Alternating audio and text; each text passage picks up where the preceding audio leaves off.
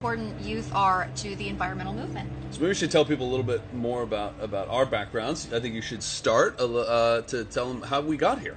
By the way, can we just say how awesome that is that we have the sunlight coming right behind This is not us? a filter. This is actually happening right now. Also, we're just in our tiny little backyard, and I think I hear some of our neighbors' gardeners. So sorry, guys, if you hear some noise in the background. We apologize. But we figured since it was Earth Day, we should actually go outside and be outside in our backyard. Let's be honest about that, and just kind of be around some trees. So yes, so my name is Ashlan Gorse Cousteau, and I work with Philippe a lot, and my background, I actually was a entertainment journalist. I worked for E! News for many years, also Entertainment Tonight, and I loved that, and when I met Philippe, that's kind of when I started realizing that there's so many amazing stories out there about our planet, about our ocean, and about people. And I really wanted to highlight those stories and bring more attention to these incredible stories, because at the end of the day, we're all connected. And using storytelling to connect the dots for people is my passion and is most of the work that I do now. And I usually drag him along. Now, that's true. By the way, I'm hogging the camera. Go. I'll move over a little bit. This is what you do. It's okay, baby. It's good, because let's face it, they probably want to see more of you than me. So as Ashlyn said, Philippe Cousteau. My background is in conservation and exploration. I'll just leave. Oh. Well, because I want to see everybody talking. Okay. Well, so we have a special guest joining us, which is what I was. Yes, Kathy, hog away. Exactly. That's what I always tell her, because way better, way more talented than me. We've got a special guest that's going to be joining us in a couple minutes here. Yeah, Dimitri, we're going to get to you, okay? We promise. So, bonjour de France. Hello from France. My background is in exploration and conservation, third generation of a family dedicated to that work. My grandfather, of course, was Jacques Cousteau. Many of you are familiar with. My father was Philippe Sr., and they were pioneers in ocean exploration and conservation, and inspired me to do the work that I do today. But specifically, my grandfather always talked about the importance of education. So that's the special guest that we have that's going to be joining us in a few minutes. We'll get there. But first, we want to talk a little bit about, I know there's been other speakers today, and there will be more talking about the ocean, but we wanted to kind of give a big picture idea, because one of the things that we still struggle with today is the fact that people talk about climate change, they talk about terrestrial conservation a lot, but the ocean still gets kind of a set aside, short shrift. I think it's not really appreciated quite enough of what it does for us, which is really tremendous. Well, and when you think about it, our planet is 70% water. Mm-hmm. So technically it should be called Earth or ocean. Yeah. I mean it should be called ocean rather than Earth. And when we think about our oxygen and the air that we breathe, most of it actually comes from the ocean. Yeah. A lot of people think of the Amazon as the lungs of the planet. Well, they are on land, but technically it is our ocean. It is plankton that provides 60 to 70% of the air that we breathe. So 2 out of every 3 breaths, even if you live in the middle of a landlocked country, that air is still coming from the ocean. That's right. So that's critical. Of course, the ocean also provides trillions of dollars worth of benefit to our global economy every year, food for hundreds of millions, billions of people. Mm-hmm. And again, it's kind of neglected and forgotten. And of course, the big issue of the day, climate change, mm-hmm. Well, that's an ocean issue. Yeah, it really is. It's, our oceans actually absorb. They've done us a favor. A little bit. They absorb so much carbon, but because of them absorbing carbon, they're actually warming.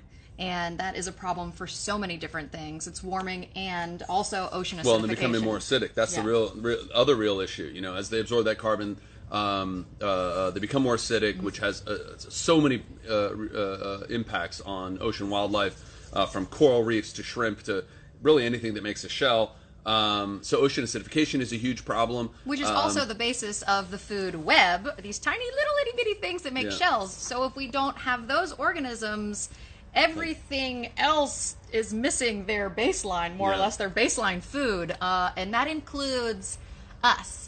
Yeah. Well, not us specifically, because we actually don't eat seafood, but that includes many other people. Yeah. So anyway, the oceans are critical, and we just kind of wanted to cover the three big challenges. We kind of touched on a little bit with carbon that we're facing in the ocean, and so we'll continue with that. So basically carbon, right? We don't say climate change because climate change is a consequence of carbon. As we put more carbon in the atmosphere, that greenhouse effect, it warms the globe, the ocean absorbs that heat. With a couple of bad consequences. One, as things get warmer, they expand, right? So that's part of the cause, the primary cause right now probably of sea level rise is actually the ocean expanding, not necessarily the polar caps melting. That is contributing and will increase its contribution to sea level rise over the next few decades as that melting increases. But it's really that the oceans are warming, and we're seeing that sea level rise, which has a huge impact on coastlines around the world. So that's warming. We're also seeing the water temperature rise, which is causing things like coral bleaching, which I'm sure you've all seen headlines around the world from places like the Great Barrier Reef that is seeing these coral ecosystems that have been there for countless millennia dying before our very eyes. It's really a disaster because coral reefs are, of course, nurseries for many of the world's seafood. They provide protection from storms. I'll give you an example. Typhoon Haiyan that swept through Southeast Asia 5 or 6 years ago. First, it passed over Palau. Now, Palau is famous for its stewardship of the environment in the ocean. They had healthy coral. They have healthy coral. And so the big killer from a lot of these storms, typhoons, hurricanes along the coast is storm surge, right? Not the wind necessarily.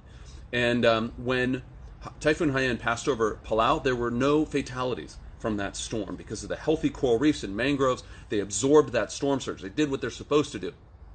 But when that typhoon hit the Philippines, thousands of people were killed from the storm surge because they have allowed their coastal ecosystems to be degraded to such a degree from dynamite fishing, cyanide,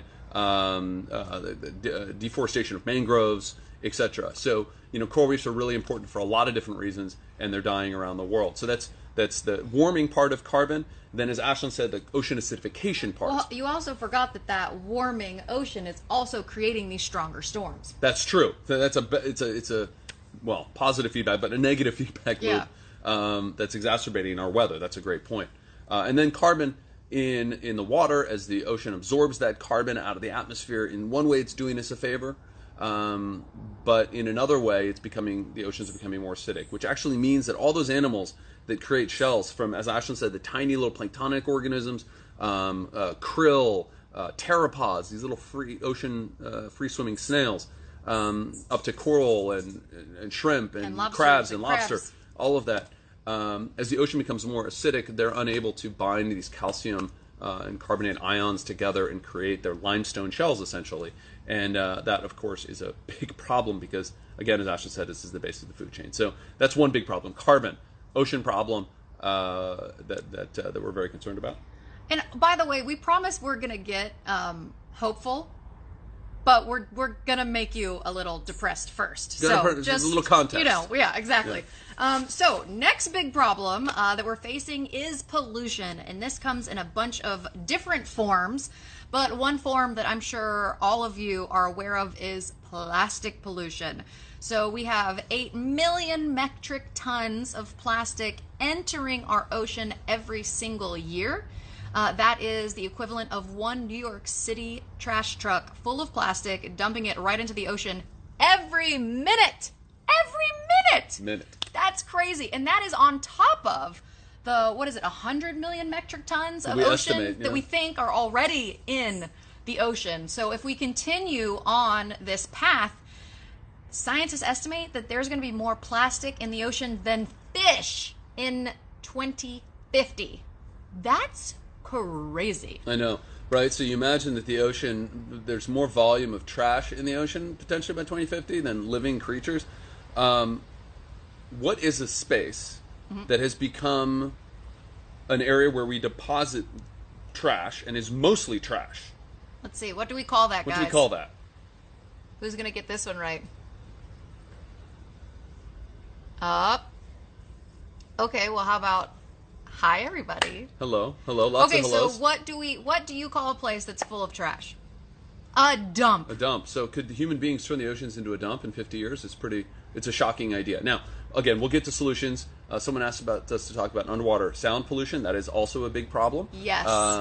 But we'll get to that. So we've got pollution, we've got plastic pollution, but we also have other kinds of pollution. We do. We have runoff. We have runoff that comes from agricultural areas that usually is full of extra nitrogen.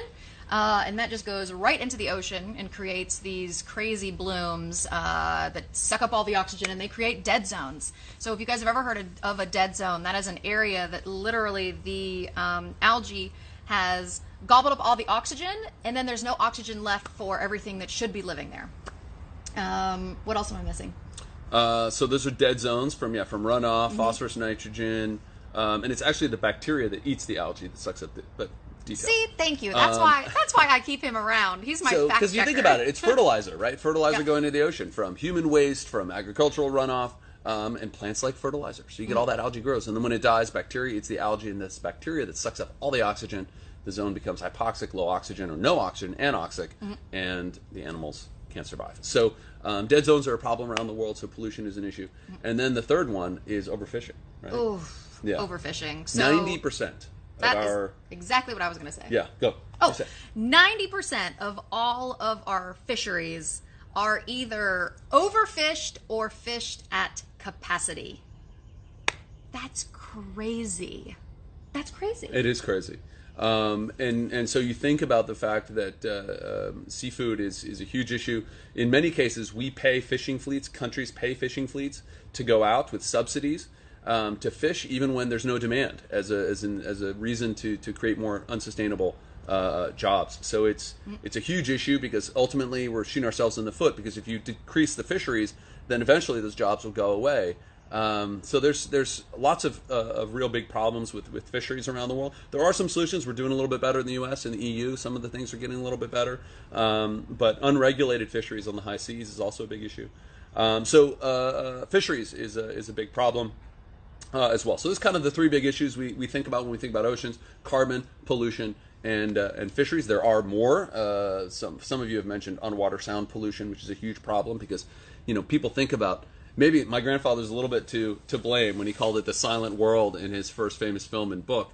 But actually the ocean is a really noisy place naturally. Animals are communicating with each other, not just whales, but they found fish communicate with each other through sound.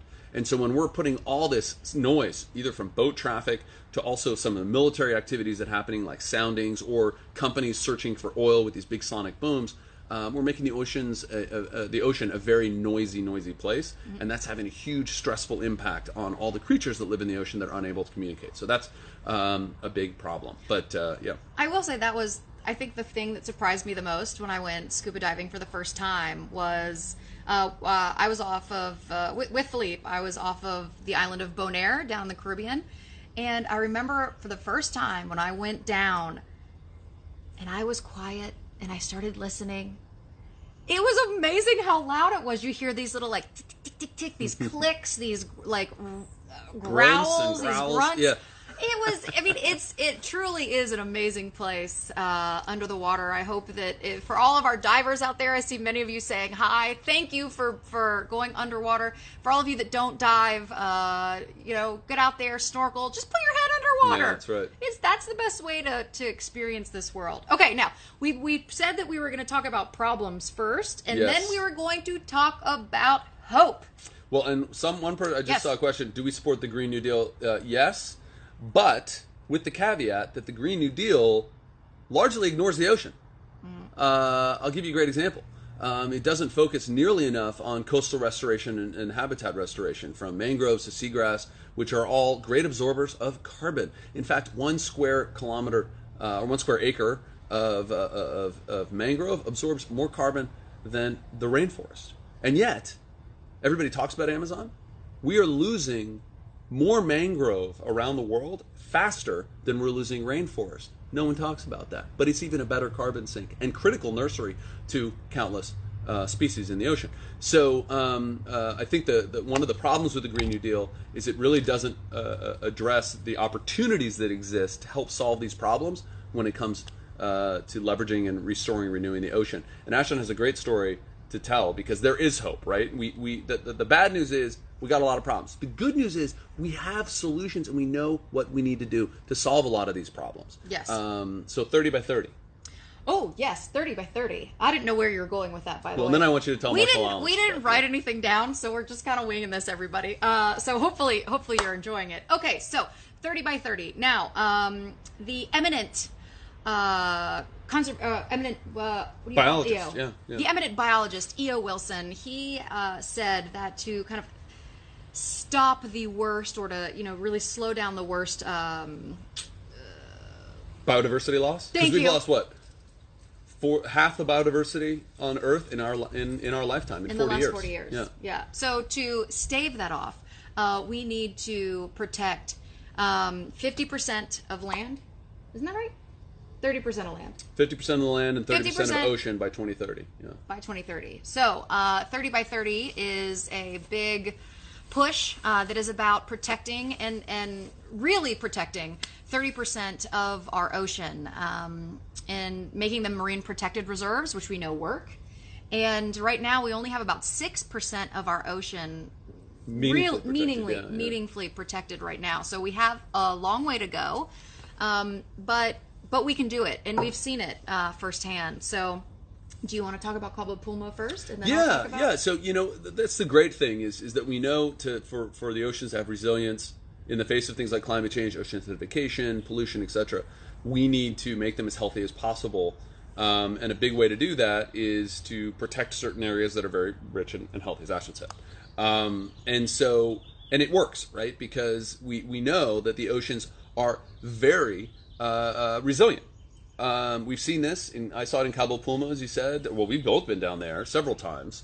It's an area in Mexico, the 70 square kilometer no-take marine reserve, where the local community has become engaged when they realized a few decades ago that the fishing was declining rapidly, and that was their livelihood. So they started to turn to tourism and bringing people to scuba dive and snorkel and experience, and their income has increased.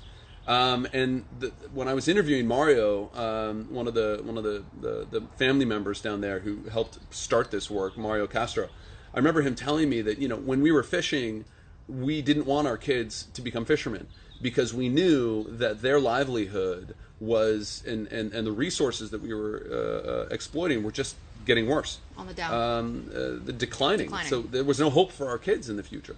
But by this kind of sustainable tourism, we were able to actually add to the value, the natural capital of this space. And they saw biodiversity increase and biomass. So there's biodiversity, that's the diversity of stuff. Biomass, all the different types, different kinds of things. Biomass is the amount of stuff, right? So they're related but different. They saw the amount of biomass, the amount of living things on that reef increase 5, 6, in some species 1,000% over about 20 years of having this no-take marine reserve. So it's a fantastic place. It's a great example, and there are many of them around the world, where if we give a chance, nature can be resilient in the face of a lot of these kinds of problems. So 30 by 30 is an effort to say we need to protect 30% of the oceans. And this is something that everybody who's watching should get involved and support. We're participating through Earth Echo International, the nonprofit that I founded 15 years ago, focused on environmental education, which we'll get to in just a minute. But there are great organizations like Ocean Unite and many organizations. I know Conservation International is involved. So many who are supporting this idea of protecting critical parts of the ocean. And so you tell your story about the Marshall Cell. So technically it was a de facto marine reserve. So during the Cold War, the United States, we did all of our nuclear testing out in the Marshall Islands, and specifically on this one atoll called Bikini Atoll.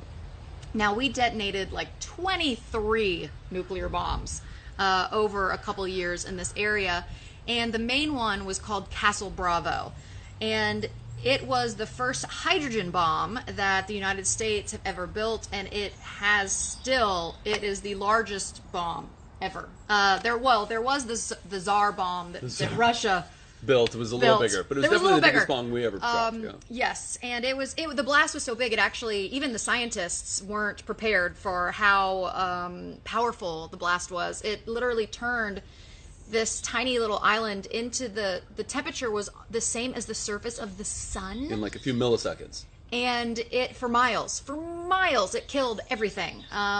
It actually vaporized. It was so hot that the island, this atoll, which is made out of sand, it actually melted the sand into glass. That's how hot it got. So you could imagine just everything was just devastated for miles.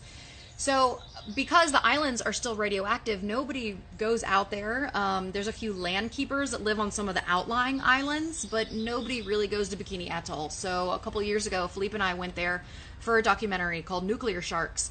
And what we found in the crater itself, it was still just nothing. It was just a giant dome, upside down dome Like of a crater, of I the guess. blast. Crater. Yeah, crater. Of sand. But that was only like a couple like 100 yards, right? Right. And then if you just went, literally we took our fins off, we got out of the water, we walked a couple feet to the other side. And what we saw was honestly the most pristine, beautiful underwater habitat that I have ever seen. Yeah. So not only in 60 years did this area go from complete devastation to no animals, no coral, just nothing, you guys. It bounced back. It bounced back, and it wasn't just healthy, it was flourishing, it was thriving. We were surrounded by about 70 gray reef sharks every time we jumped in the water. There were giant clams that I had never even seen that big. They were like this. They can't even get into the screen. I know, it's bigger than the screen. The grouper, Huge grouper, fish, coral. Yeah, it was great. It was spectacular. And we're also seeing that right now. I mean, right now, while we're all being safe and are in our homes, the videos of nature, just by having a little break from all of us, the canals of Venice are clear and teeming with fish. Yeah. We've seen videos of really critically endangered sawfish. That was an together amazing video. In the Biscayne Bay in Florida. Google this, folks. If you haven't seen this, just web search, Bing, whatever you use. Sawfish. DuckDuckGo, whatever it is. Sawfish in Biscayne Bay. The NOAA scientists actually said this is the first time they've ever seen on film 2 sawfish together, which was incredible. Ever, you guys. There was a giant manta ray just off of South Florida. I mean, it is incredible. Incredible. Now, we also want to say, though, healing nature doesn't mean that we have to shut down the economy and we all have to, be in quarantine. What it means is it's given us this amazing glimmer and this glimpse into what can be if we give nature a little bit, give nature a chance. Yeah, the circumstances are clearly awful for the reason that this is happening, that nature is getting this break in some cases. But as Ashlyn said, I really think about it as little windows into the sustainable kind of world that we can build if we have the kinds of actions that we are advocating for, like getting off of reliance on fossil fuels, which creates jobs, helps build the economy. I mean, all of those things can happen building a more sustainable world. And that's really, really, really important because we're hearing a lot of things, a lot of people talking about how nature's bouncing back in the face of the pandemic. In some cases, that's true. But yeah, I'm really concerned that people are assuming, as Ashlyn said, that it's because the economy goes down, that nature goes up. That's just not the case. And hi, Biggs. I wanted to say hi, Biggs is not. Hi. And so that's one of the big things that I think we can take away from this crisis is that nature can be resilient in the face of all the problems that we face. So that's the good news. Yeah. But in order to do that, what we need to do is begin to recognize how we bridge the divide between between the believers and people that are acting and people that aren't acting. I mean, one of the problems that we face today is that these issues are very polarizing, politically certainly in the United States and elsewhere as well. And so what we have to recognize is how we know what the solutions are, but how do we start to build the kind of social and cultural revolution so that these issues become universal values of clean air, clean water, and which we all need. Which we all need. And transcend politics. And so that's what Earth Echo is all about, is because we recognize that we have to build this movement, and the best way to do that is to focus on education in young people. My grandfather always said, we can't talk about conservation before we talk about education. And so we founded Earth Echo 15 years ago, and we've become one of the leading youth environmental education organizations in the country, and not in the world. We have programs all over the world, from India to the United States to Australia, the UK, Europe, Taiwan, China, all over the place. And we are really excited about the progress that we've made. And we have a special guest who is going to be joining us to talk a little bit about the work. We believe youth are critical to changing the world and solving these problems. But don't just take it from us, because we're going to have one of our youth leaders. So Earth Echo International has an organization called, has a program called our Youth Leadership Council. We've got a helicopter that's flying around here. I think it's the LAPD. They just want to make sure everybody's safe. Everybody's following the rules. So it's a program called the Youth Leadership Council, and in fact, I think applications are still open, or they're closing this week. So if you know a young person who's amazing, go onto our website at earthecho.org and you can apply. But our YLC is a group of youth leaders that join us for about 2 years of a 2-year leadership training program.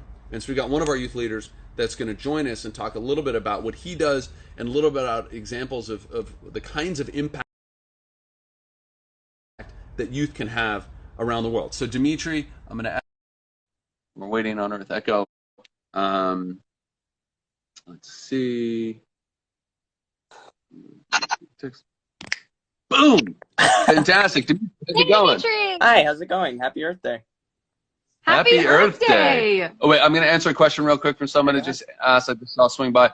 What was my degree in university? Well, mine was in history, because I knew I always wanted to be a storyteller. And Ashlyn's? And mine is journalism. I went to the University of North Carolina at Chapel Hill in their journalism school, and I minored in music.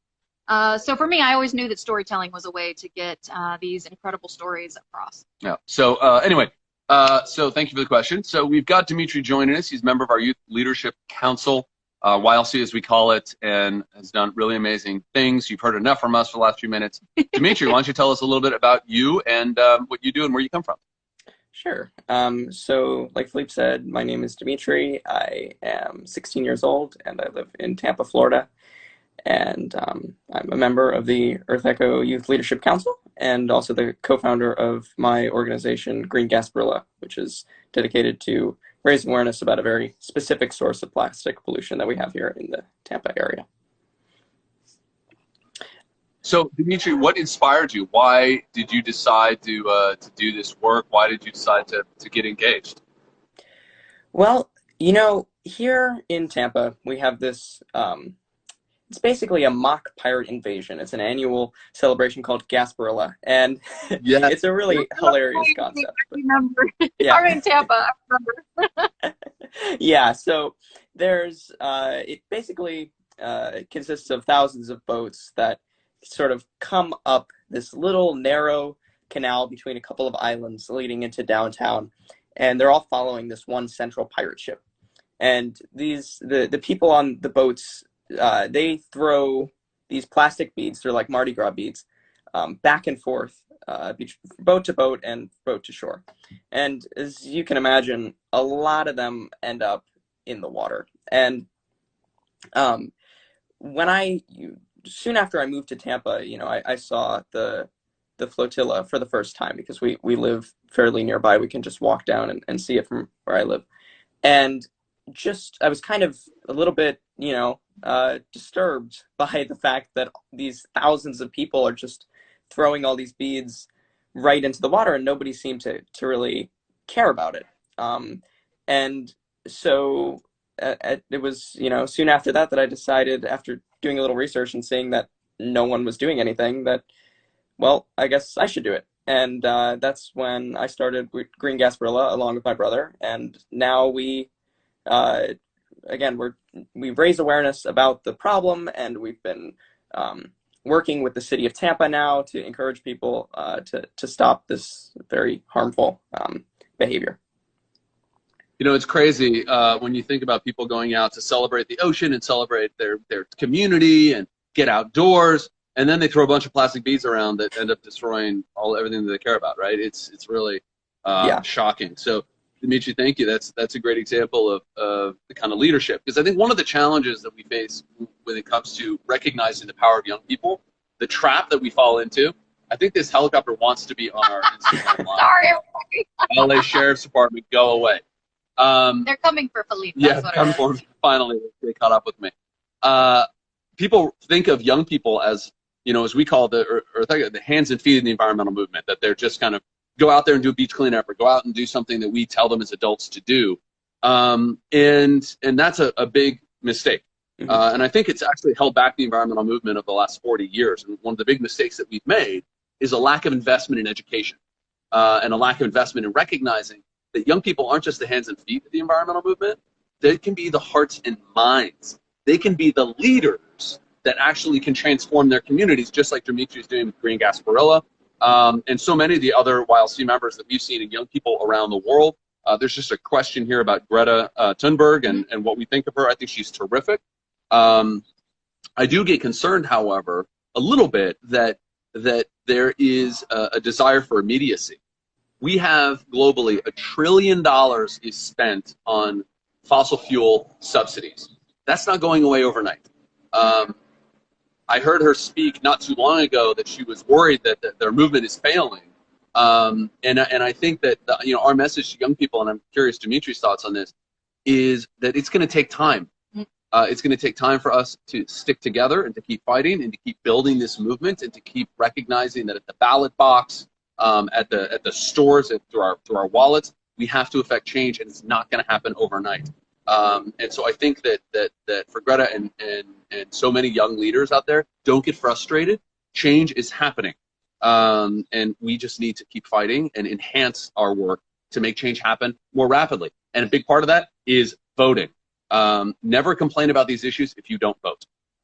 Because those of us that have the incredible freedom to do so and the opportunity to do so should take advantage of that. Because the big challenge, the big solutions to these problems are largely going to happen at the ballot box. But Dimitri, I'm curious what you think. Yeah, absolutely. I mean, obviously, being 16, I can't vote, but certainly, I absolutely agree that it's something that's a very important aspect to, really all environmental movements, because that's sort of the biggest source of change is going to come from the government. So that's obviously very important. But speaking to your point about the sort of speed of change, I can certainly attest to that with my organization, because we have this has been an issue that's been going on since probably sometime in the 80s, we think, is when the beads got added to the Gasparilla festivities. And at this point, it's now sort of just like a tradition, and a lot of people just can't imagine Gasparilla without the beads. But so therefore, there was no real conversation about how harmful they actually were up until a few years ago when we first got on the local news. And since then, the growth has been sort of exponential. It's not perfect, obviously. We had this past year with this year with the flotilla in January. There were with the city, we worked together on the Bead Free Bay initiative, is what it was called, and the purpose of that was to encourage people to stop throwing beads, obviously, because they're harmful to the environment and it's littering. It's illegal. And so we were trying to get people to understand that. And it was, it was somewhat effective, and it certainly got a lot of press coverage. There were 2 different press conferences, and I think I probably did like 6 or 7 interviews with the various local news stations. How old were you at the time? 16. This was just a few months ago. Okay. Yeah. And this is, the most recent development here. And while everybody seemed to be talking about it, and we shot this little PSA video, which we posted all over social media, the city and the group that actually puts on Gasparilla, and it was successful in getting the word out.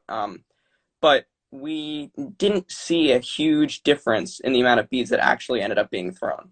And while it's obviously discouraging, because, you know, we had hoped that getting the word out like this would be very effective, I don't think that's a very reasonable thing to assume when this tradition has been going on for so long, and we have this 1 year, we finally start talking about it. So I definitely think as we keep doing this for the next few years, the numbers of people who are actually throwing beads are going to go down significantly. But again, the change is never perfect. It's never going to happen overnight. And if you keep working at it, it can happen fairly quickly. But you really need to stay persistent, which is, I think, what we've done over the past few years. And change is coming. It's a little bit slower than we'd like, but it's still coming. And I think so far we've had a pretty great impact on starting to slow the effect of this issue. Well, and it's like what we were talking about before, which is it's connecting the dots for people. Mm-hmm. So at the end of the day, it's not, you know, oh, you guys can't throw beads. It's, hey, look what these beads are doing. Look at the negative effect these beads are doing. So kudos, because that's how you make change. I mean, you know, I think honestly it was the people thought about plastic straws, but it wasn't until the video of the turtle with the plastic straw stuck up its nose that people really were like, oh my gosh, wow, that needs to be a change. They made that connection. Yeah, and we've had the same effect, because I have it's like a small ROV or underwater drone, and with that we've been able to film the beads on the bottom of the channel, and it's absolutely shocking how many are down there from, you know, decades of this happening. But it's been an out of sight, out of mind problem this whole time, because as soon as they hit the water, they sink, and no one really thinks about it again. But after we got this footage and we've shown it to, you know, the Ye Mystic crew who puts on Gasparilla and the mayor of Tampa, that's when everybody sort of started coming together, like, wow, this really is a big issue that we need to address, because now it's a visual thing that people can actually see and understand better. And I think, you know, when you can get visuals for issues like this, it's super helpful in accelerating change, because people can understand it a lot better. Dimitri, what are some of the other YLC members doing that you want to highlight? Sure. Yeah. So I know down in Miami, a little bit south of me, we have Ugo, who does his organization they focus on composting in the Miami area and collecting food waste and composting it, and just sort of advocating for the composting and how beneficial it can be as a sustainable system of managing food waste. And in Arizona, we have Aquila, who uses art, and particularly poetry, to raise awareness about climate change. And just I also think that's a great way of raising awareness, because it's another visual or just a sort of emotional connection that you can get with people, which really you know, is something that can again help to accelerate change and show people that change is necessary. Agreed. Well, that's the kind of leadership we're talking about, and we've had other members of the Youth Leadership Council who have helped pass laws in their cities and towns and communities around clean energy, etc. So never underestimate the power of young people. And, you know, people like Greta are great figureheads, but there are thousands, hundreds of thousands of young people like Greta around the world who are acting in their communities. And it honestly is what gives me hope at the end of the day, that that we're making change, and that we've got a new generation of people that recognize that when we talk about a healthy planet, we're also talking about a healthy humanity and people. There's a lot of talk about the connection between the invasion of nature that's been going on for so long and increasing, and this coronavirus, that it may have its roots in nature, and because we've encroached upon wild places, we're becoming more and more disruptive of those systems and exposed to those types of systems, and that we're going to see more of these kinds of pandemics likely because of that. So, you know, as we continue to upset the balance of the systems, we continue to pay the price. And yet, when we take a minute and do the right thing, I know here in LA, the air is cleaner than it's ever been, at least certainly for several decades. And that's a huge benefit. You know, I was reading in The Atlantic an article about the fact that they believe that 70,000 deaths were averted in China simply because of better air quality. And 4,000 of those were of children that would have likely died, but were spared that because they have respiratory problems because of air pollution.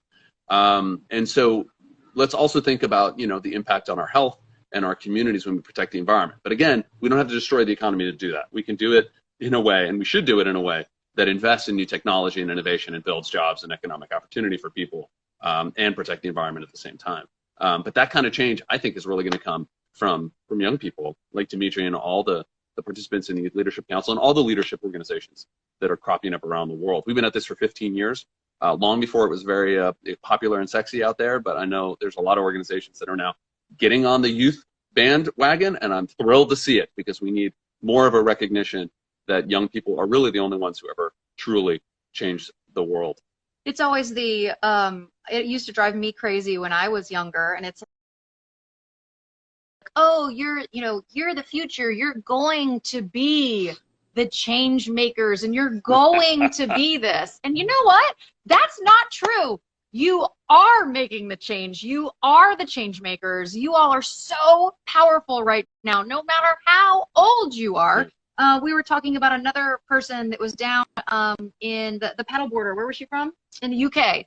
Yes. Sweet little paddleboarder. At 6 years old, she went out and was paddleboarding with her mom. And same Dimitri, kind of thing. I was going to say, Dimitri, yeah, very similar to you. Point.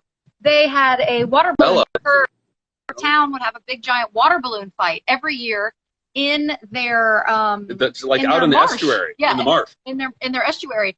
And then boat to boat. And so it was just plastic, rubber plastic balloons they were throwing back and forth, and the place would get trashed. Yeah. And so she started at 6. She started campaigning against this. They got it, or canceled, or at least got the water balloons canceled. Yeah, it took about a year or two, to your point, Dimitri, for her to get it banned. But she went to the mayor, and she went to the community. A lot of pushback at first, but then people started realizing, oh, wait. Particularly what's interesting is that this community is a big fishing community. Yep. And that marsh is the nursery for all their fish. For all their fish, basically underpinning their economy and their livelihood and their jobs. And she went out and took lots of pictures and gathered lots of stuff to show these fish with plastic, with rubber wrapped around them that were dead, things choking on it, birds choking on these plastic, these rubber balloons. And it really helped turn the tide. And yeah, they got it banned. I forgot about that. They banned it, and now they've gotten almost 70% of the local businesses to agree to stopping to use single-use plastic. Yeah. So which is amazing. So this girl at 6, yeah, it's really fantastic. And so again, the power, if we all come together, and even as you pointed out, Dimitri, you can't vote, but they've shown that a lot of young people have, or young people in general have a huge impact. We call it I saw Kathy Berger Kay is on with us. She reminded me, we call it the power of the nag. And young people have huge influence on their parents and their peers and their older siblings on these types of issues when it comes to voting. So, even whether we can't vote or not ourselves, we have a lot of power in our communities to do that. So really, bottom line, to sum things up, because I think our time is up here. But to sum things up, lots of problems. We live on an ocean planet. Most of these challenges, like climate change, are ocean problems. We need to remember that. But we also know what the solutions are. Things like 30 by 30 and youth. Yeah. So there's hope, folks. Yeah. That's the bottom line. There's always hope, right? Dimitri, thank you so much for joining us and for the work that you do down in Tampa. I know we appreciate it, and we've gotten so many comments of everybody watching that said, good job and kudos to you. And for you all, thank you for joining us. I think I saw Guatemala, Belize, India, France, Brazil, Turkey.